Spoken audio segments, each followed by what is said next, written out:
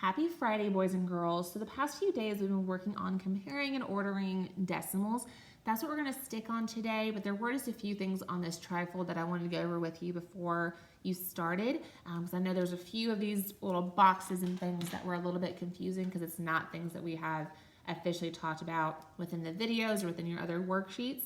So I just want to help on just a few of these. The rest are going to be by yourself though. So we're going to start on number 6, which is under section D, which is matching item response. Placing the X in the column is where there was a little bit of confusion, so I did just want to clarify that to make it more clear to you. So our question is going to be, Holly and Brandon went to the store to buy apples. Holly bought 2 51 hundredths pounds of apples. Brandon bought 2 3/10 pounds of apples. Place an X on the column that correctly compares the decimals. So we're going to be comparing these decimals just like we've done the past few days. We have 2.51 or 2 51 hundredths compared to 2.3 or 2 3/10. First thing you need to look at is making sure that your decimals go to the same place. Since one goes to the hundredths, one goes to the tenth, they do not go to the same place, and so we do need to fix that. We're going to add that placeholder behind your tenths, that 0, to turn it into the hundredths. Again, adding that 0 does not change the value of this amount. It just represents it a different way. So now we have 2 51 hundredths compared to 2 30 hundredths. Again, 2 3/10 and 2 30 hundredths, same value, just represented differently. So now we can look at our whole numbers. We have 2 and 2. Since your whole numbers are the same, you're going to be relying on those decimal values to see which one is bigger. So we're going to have 51 hundredths and 30 hundredths. Based upon that information, we can see that the 51 is going to be greater than our 30. Now all you need to do, boys and girls, is match up which value, which symbol is the same.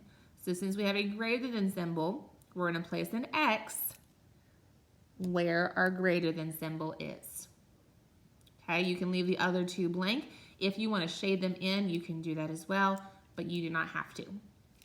The other one that I wanted to clarify with you is looking at A, where it says each model shown represents one whole.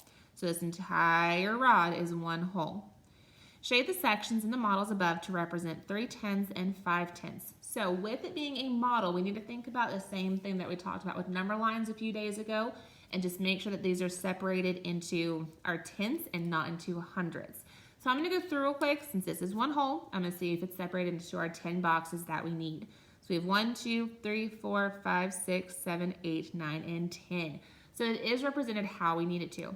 There's a few different ways that you could do this. Since it is separated into tenths, you could just come here and say, okay, well, I have 3/10. It's going to be 1/10, 2/10, 3/10, and shade it in. If you want to model it all the way out and label it all the way out, you're welcome to do that too.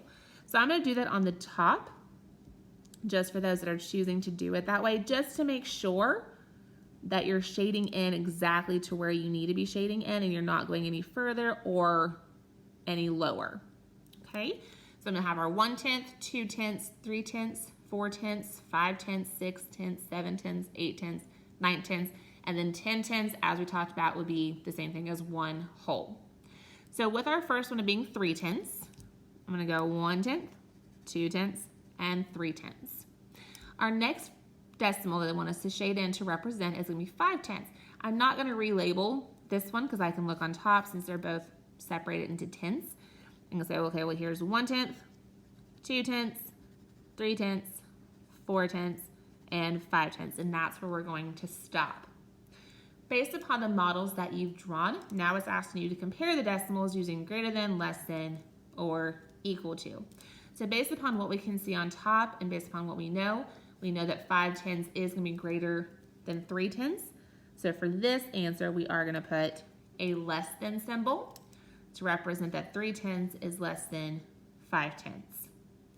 Please make sure you're answering questions on the Google form, and as always, if you have any questions, just let us know. Also, please let us know when you are completed with your Google form so we can go on and check your work and then have discussions as needed.